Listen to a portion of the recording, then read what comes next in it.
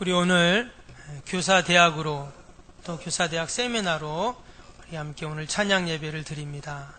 올해 교회학교를 섬긴 우리 선생님들, 또 내년도 또 교회학교를 섬기실 분들, 그리고 또 누구보다 우리의 자녀들, 또 다음 세대들을 아끼고 사랑하는 분들이 이 자리에 있는 줄로 믿습니다.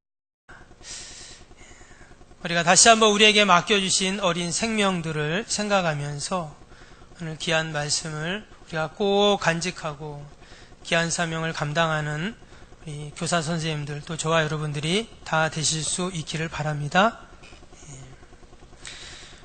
오늘 에베소서 4장 11절에 보면 교회 직분에 대한 말씀이 나옵니다. 그런데 그 직분에 보니까 누가 나옵니까? 교사가 나옵니다. 11절 다시 한번 보시면 어떤 사람은 사도로, 어떤 사람은 선지자로, 어떤 사람은 복음 전하는 자로, 어떤 사람은 목사와 교사로 삼으셨다 했습니다. 고린도전서 12장에도 보면 여러 교회 직분이 나옵니다. 근데 거기에도 보면 12장 28절인데요. 하나님이 교회 중에 몇 사람을 세우셨으니 첫째는 사도요, 둘째는 선지자요, 셋째는 교사요. 여기도 보니까 이 교사라는 직분이 나옵니다. 그 교사라는 직분이 어디에 몇 번째로 나왔습니까? 사도요, 선지자요, 교사요. 뭐 순서가 중요하진 않지만 아무튼 이 교사라는 직분이 초대교회부터 있었다 하는 것을 우리는 알 수가 있습니다. 사도행전 13장 1절에 보면 거기에도 안디옥 교회 교사들의 이름이 쭉 나옵니다. 근데 그 중에 누가 있냐면 사도 바울이 있습니다. 디모데후서 1장 11절에도 보면 내가 이 복음을 위하여 선포자와 사도와 교사로 세우심을 입었노라 그랬습니다.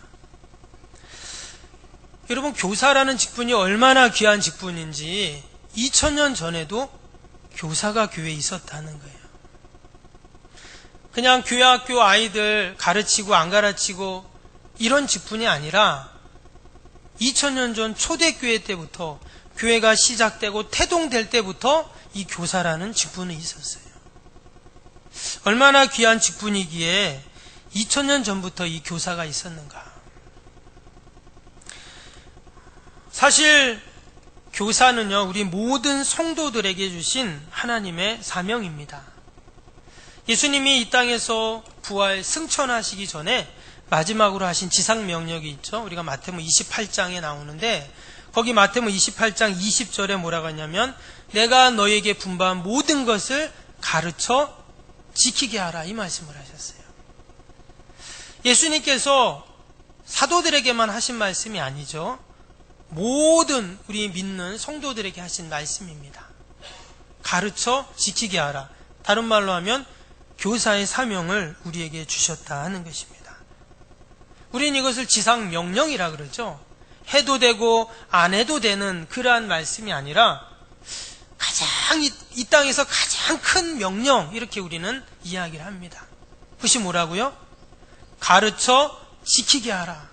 바로 이 교사의 사명입니다. 예수님은 짧은 3년 반 동안의 공생의 기간 동안 많은 사역을 하셨습니다.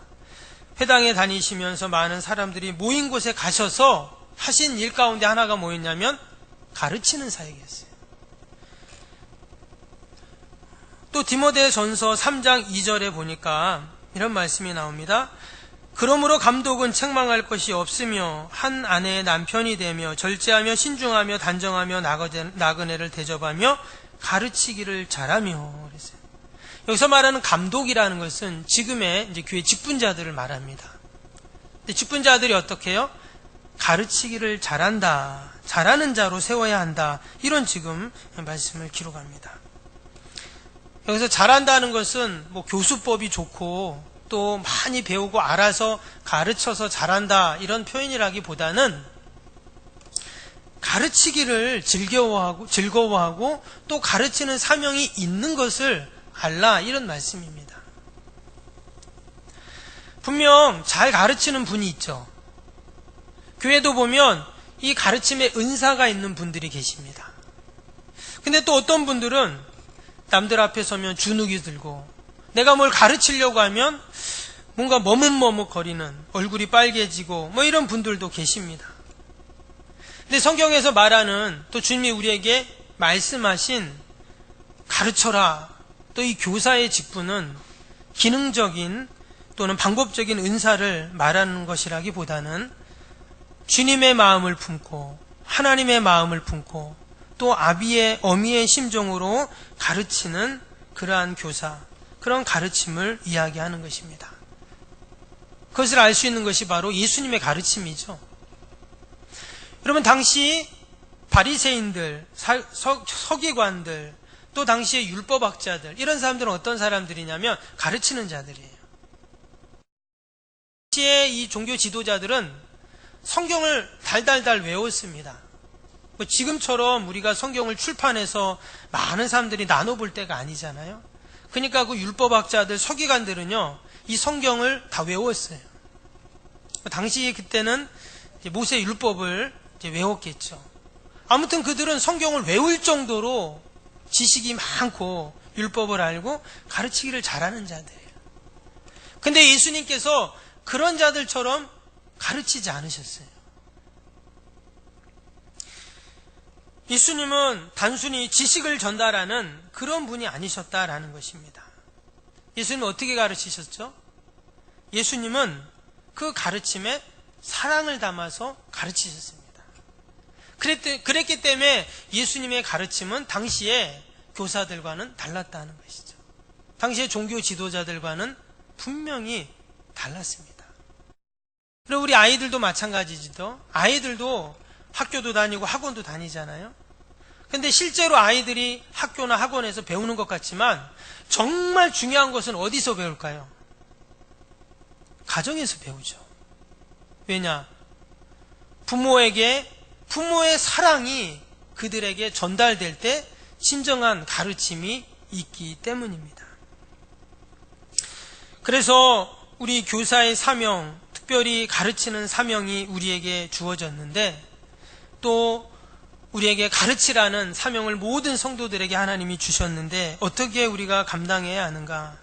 바로 부모의 마음으로, 주님의 마음으로, 하나님의 마음으로 여러분 우리가 우리 아이들에게 또 우리 다음 세대들에게 진리를 가르칠 때 우리 아이들이 말씀 안에서, 진리 안에서, 주님의 사랑 안에서 무럭무럭 자라게 될 줄로 믿습니다. 자라게 될 줄로 믿습니다.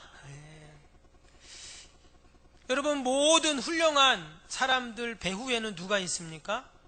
훌륭한 어머니가 있죠. 모세의 어머니 요게벳이 있습니다. 사무엘의 어머니 한나가 있죠. 감리교의 창시자라고 하는 웨슬레 목사님의 어머니 수산나가 있습니다. 여러분, 링컨도 누구보다 믿음의 대통령이었죠.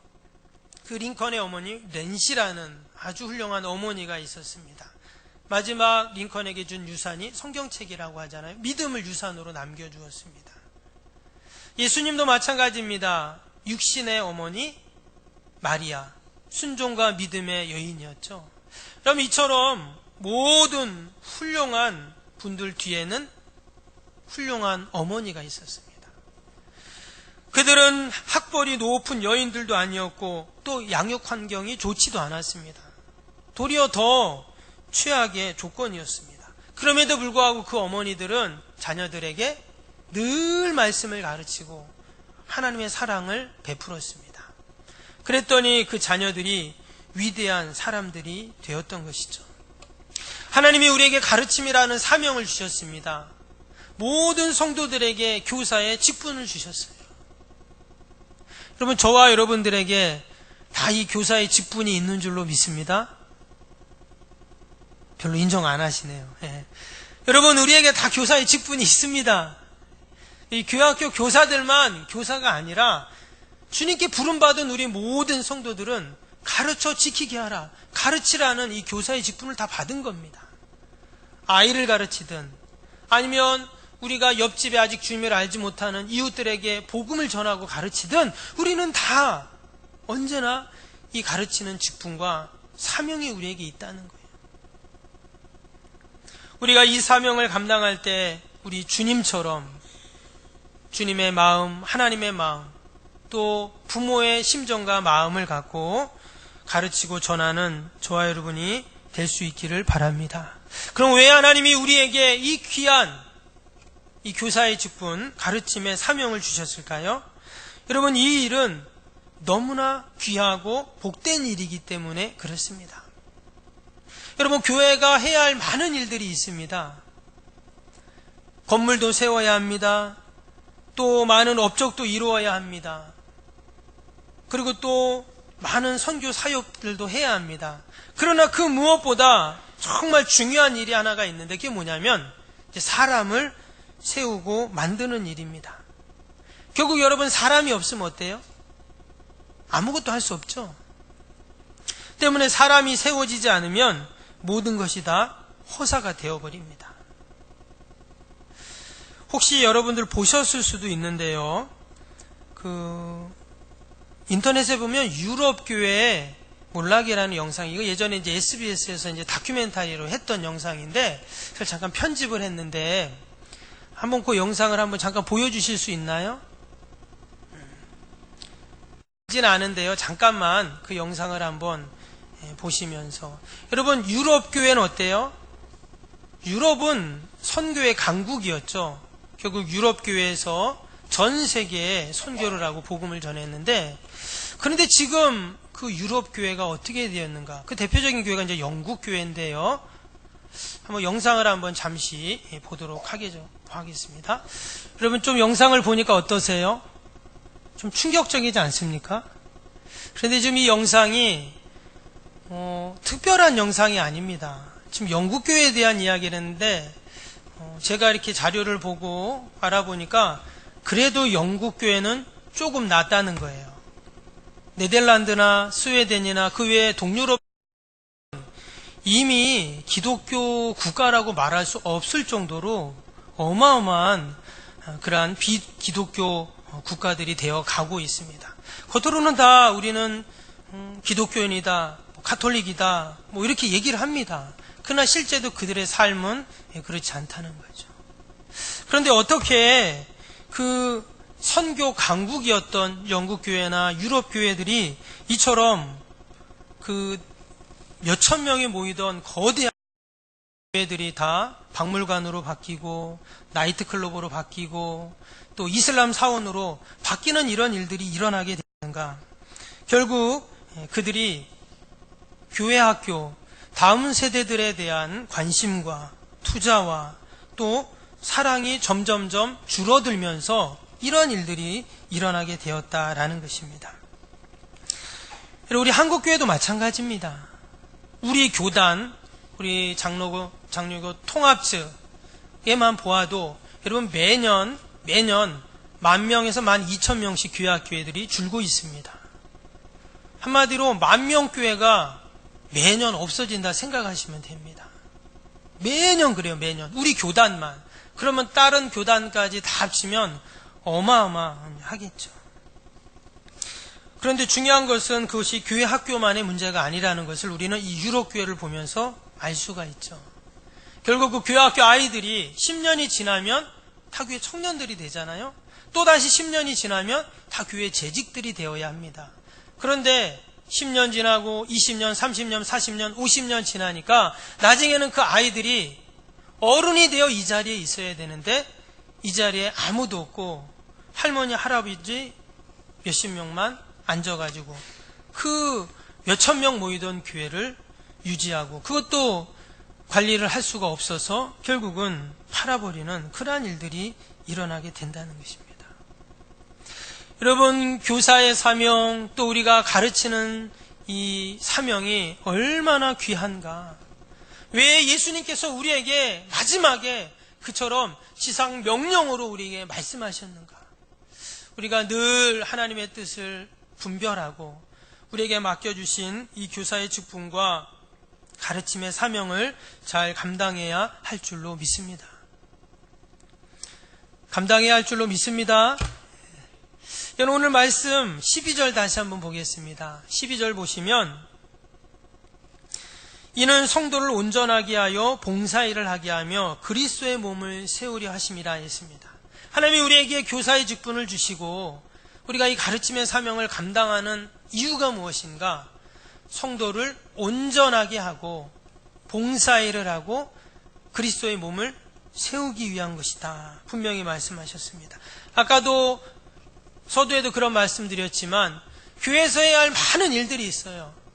그 중에서 가장 귀한 일은 여러분 사람을 세우는 일입니다. 사람을 세워야 우리의 자녀들, 다음 세대들이 세워져야 주님의 교회가 온전할 수 있기 때문인 것입니다. 여기 보니까 성도를 온전하게 한다 이랬어요. 그래서 그들을 통해서 봉사일을 하게 만든다 했어요. 여러분 성도가 온전한 성도가 되는 게 얼마나 어렵습니까? 오늘도 낮예배 때 여기 건조장 사장님이 오셨잖아요. 그렇죠? 교회 처음 오셨답니다. 그 연세가 어떻게 돼요? 그랬더니 62세래요. 그렇게 안 보이는데 60세가 넘으시더라고요. 근데 교회 처음 오셨대요. 아니 어떻게 62세인데 교회를 처음 오셨냐 했더니 자기 주위에는 다 교회 안 다닌 사람들만 있더라는 거예요. 그리고 또 자기가 태어난 곳은 또 교회가 없었대요. 그러다 보니까 이제 교회 갈 일이 없고 그래가지고 아무튼 오늘 교회 왔어요. 얼마나 귀한 발걸음인지 모릅니다. 그런데 여러분 그 사장님 내외가 교회 오셨는데 여러분 교회 오늘 처음 왔습니다. 60평생 처음 왔대요. 근데 처음 오면 신자입니까? 그분은 오늘 11시 예배 전까지, 그러니까 예를 들어서 오늘 10시 50분까지는 비신자였는데, 불신자였는데, 여러분 11시부터 신자가 됐을까요, 그러면? 어떨까요? 그분은 오늘 와서 예배 드린 것 뿐입니다. 그분이 신자가 된 게 아니에요. 여전히 그분은 불신자들의 마음, 불신자들의 생각, 불신자들의 삶, 그런 것이죠. 그런데 그런 교회를 처음 오신 분이 또 교회를 왔다고 해도 또 신앙생활을 하면서 온전한 성도가 되기까지, 그래서 그분들이 주님의 몸된 교회를 위해서 봉사의 일을 하는 자리까지 가기까지는 상당한 오랜 시간이 걸려요. 그래서 여러분 우리가 교사의 사명 또 이 가르침의 직분을 감당하는 이유가 무엇인가? 바로 우리 성도들을 온전한 성도가 되어서 주님의 몸된 교회를 봉사하는 자로 세우기 위한 것이죠. 우리 아이들도 마찬가지입니다. 우리 교사가 아이들을 가르칩니다. 아이들에게 말씀을 전하고 또 아이들에게 교회를 알려주고 예수님을 전하고 교회 전통과 또 교회 여러 일들을 우리 아이들에게 같이 가르치고 전하고 함께합니다. 그래서 이 아이들이 1년 교회 다니고 2년 교회 다니고 계속 다니다가 이 아이들이 이제 청년이 되고 집사님이 되고 권사님이 되고 장로님이 되고, 그래서 온전한 성도가 되는 것이죠. 그래서 그들이 주님의 교회를 봉사하는 그러한 사람들이 되기까지, 여러분 우리 교사들이 해야 할 일들이 얼마나 많은지 모릅니다. 끝까지 마지막까지 사랑으로 돌보고 기도해야 하는 일이 우리 교사들에게 요구된다라는 것입니다. 오늘도 예배 드릴 때 아이들이 막 이렇게 뛰어다니잖아요. 그렇죠? 가면 쓰고 막 뛰어다니고 예배하고는 아무 상관없이 야 너 거기서 뭐하니 그러고 왔다 갔다 하고, 그죠? 아이들은 모릅니다. 그냥 아이들은 신나서 그냥 왔다 갔다 할 뿐이에요. 그러나 여러분 그 아이들이 어떤 아이들이에요? 결국은 그 아이들이 교회를 지키는 아이들이 되는 것입니다. 10년이 지나고 20년이 지나고 30년, 40년이 지나면 지금 내가 있는 이 자리에 그 아이들이 앉아 있는 것이죠.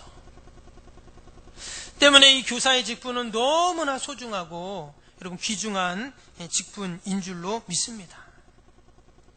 그래서 절대 교회 학교 혼내면 안 돼요. 요즘에 뭐 학교에서도 못 혼내죠. 혼냈다 이렇게 동영상 찍고 또 말하면 난리 나잖아요. 그렇죠? 교회 학교도 마찬가지입니다. 저는 교회 학교 다닐 때 많이 혼났어요. 그때는 교학교 선생님들이 무섭더라고요. 예배 시간 좀 떠들면 어떻게 해요? 야, 너 일어나. 저 뒤에 가서 손 들고 있어. 예배 시간에 손 들고 있었습니다. 그때는 교학교에서 숙제도 내줬어요. 학교 숙제도 있는데 교회 학교도 숙제를 내주더라고요. 그래서 말씀 써오게 하고 암송하게 하고 기억이 납니다. 그랬더니 하나님께서 목사가 되게 하셨어요. 우리 중에도 교회 학교 때 젊은 시절에 교회에 나와 선생님들의 사랑과 또 장로님, 권사님, 집사님들의 또 구역장님들의 그 사랑과 돌봄을 통해서 우리가 다 온전한 성도가 되어 지금 이 자리에 있는 줄로 믿습니다. 갈라디아서 4장 19절에 보면 나의 자녀들아 너희 속에 그리스도의 형상을 이루기까지 다시 너희를 위하여 해산하는 수고를 하노니 했습니다.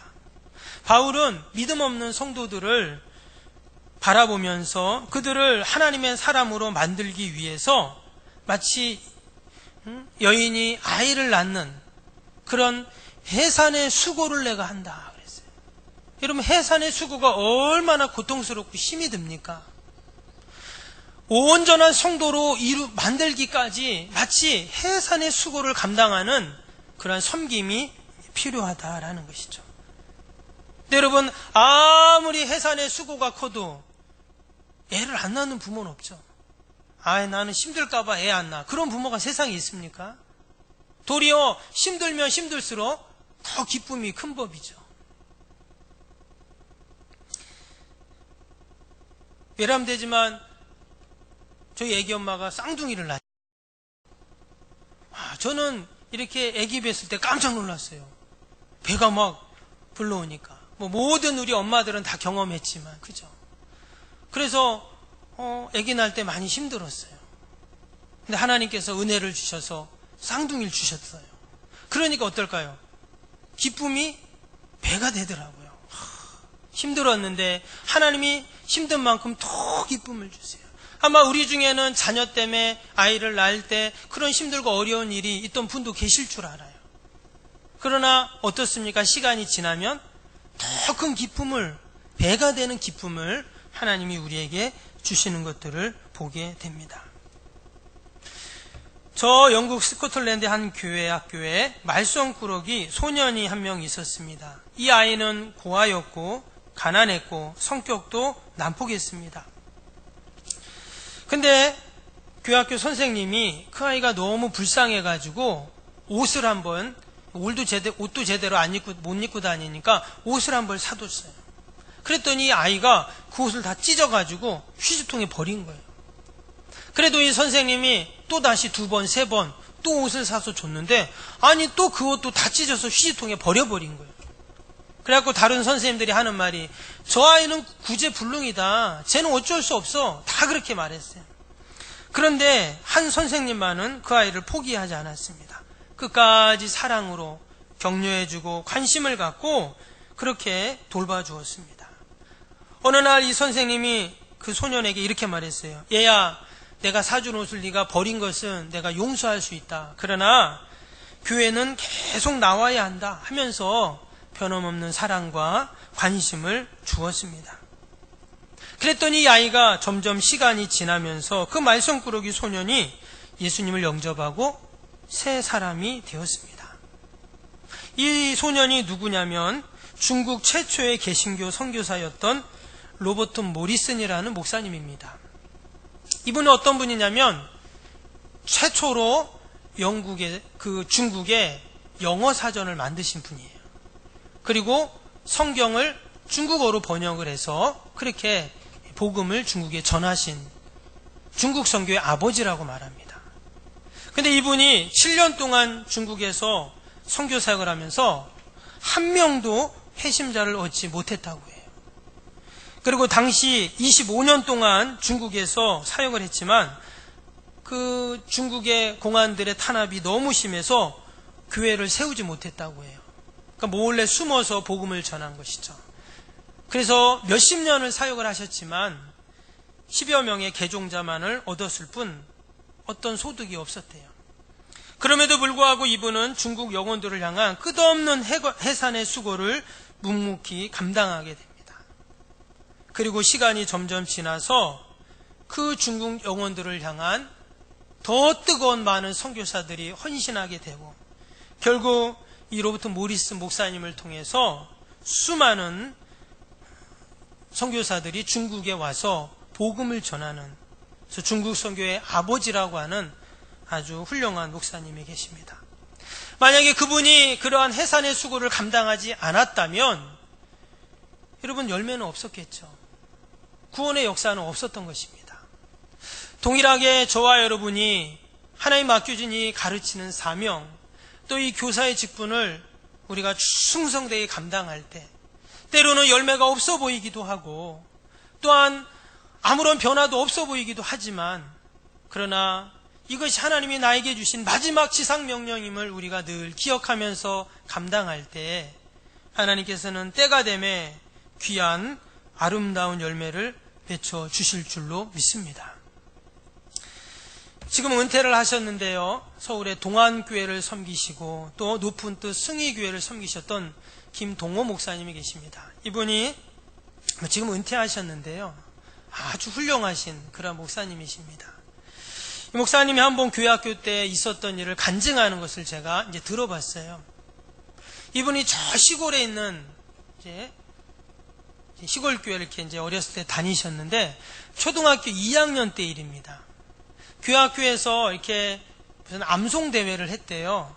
그래가지고 1학년은, 초등학교 1학년은 주기도문 암송하고, 2학년은 사도신경 암송하고, 3학년은 십계명 암송하고, 이제 이렇게 이제 하는데, 그날 이제 근데 각 이제 학년의 대표가 한 명씩 나와서 그래서 그것을 암송을 하는 거예요. 그런데 그 암송 대회 날 이제 목사님이 2학년이었는데 2학년 대표가 안 온 겁니다. 그래서 당시 2학년 선생님이었던 홍 선생님이 야, 이거 안 된다 해가지고 당시 2학년이었던 그 김동호 목사님을 불렀대요. 야, 오늘 암호함회가 안 왔는데 어쩔 수 없다. 네가 빨리 암송해가지고 네가 대회에 나가야 된다. 그런 거예요. 그래갖고 화장실 뒤로 불러가지고 그 뒤에서 사도신경을 막 외워 암송시켰답니다. 그리고는 진짜 대회에 나갔는데 이 김동호 목사님이 하나도 안 틀리고 다 암송을 한 거예요. 그래서 그날 금상을 받았대요. 그랬더니 그 홍 선생님이 너무 기뻐가지고 그 어린 김동호 목사님을 자기 무릎에 앉히고 머리를 쓰다듬으면서 아이고 잘했다, 아이고 잘했다 이렇게 칭찬을 했대요. 그랬더니 김동호 목사님이 이제 선물로 노트하고 연필을 받은 거예요. 그거를 가슴에 안고 그 선생님이 자기 머리를 쓰다듬어주면서 막 칭찬하니까 그게 꿈이었는지 생시였는지 모를 정도로 기분이 좋았다, 이렇게 얘기를 하세요. 그런데 이 목사님이 그때부터 마음이 달라진 거예요. 어떻게 달라졌냐? 그때부터 초등학교 2학년이 주일 예배뿐만 아니라 주일 저녁 예배, 수요 예배, 새벽 기도회까지 나가면서 결국은 목사님이 되셨다는 그런 간증을 하는 것을 들었습니다. 여러분, 초등학교 2학년이 무슨 예수님을 알고 하나님을 알겠어요? 무슨 말씀을 알겠어요? 근데 그 홍 선생님이 하는 말씀이 홍 선생님 하신 말씀 다 맞겠지, 그냥 이렇게 생각한 거예요. 그리고는 계속 교회를 다니다가 결국은 목사님이 되셔서 한국 교회를 대표하는 그러한 목사님이 되셨습니다. 여러분, 하나님께서 저와 여러분을 우리 석병교회 홍 선생으로 만들어 주셔서 우리를 통해서 여러분 주님의 교회가 또 우리 어린 생명들이 든든하게 서가는 그러한 은혜와 복이 있을 줄로 믿습니다. 저는 늘 기도하는 것이 우리 아이들이 많지는 않지만 우리 교회학교를 통해서, 우리 석병교회 교회학교를 통해서 나오는 아이들이 이 민족을 살리고 한국교회를 살리고 또 하나님의 영광을 돌리는 그런 하나님의 사람이 되게 해달라고 늘 기도합니다. 하나님께서 저는 분명히 그 기도를 들으시고 우리 아이들 또 우리 다음 세대들을 통해서 하나님의 귀한 구원의 역사들을 반드시 이루어 주실 줄로 믿습니다. 우리가 다시 한번 나에게 주신 귀한 이 교사의 직분, 또 이 교사의 사명을 늘 기억하면서 하나님께 영광 돌리는 저와 여러분이 다 되실 수 있기를 바랍니다.